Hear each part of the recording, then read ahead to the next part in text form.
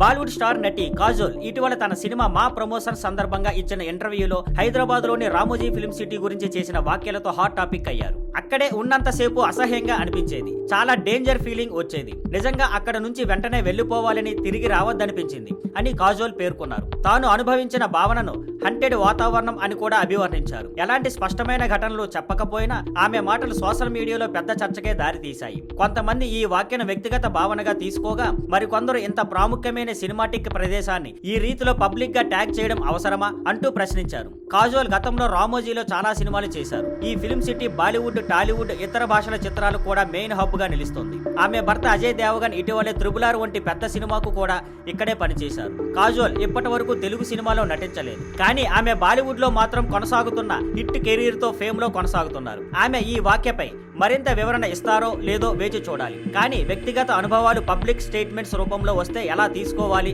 అనే పెద్ద చర్చ మళ్ళీ మొదలైంది. Thank you for watching. Please like, share and subscribe.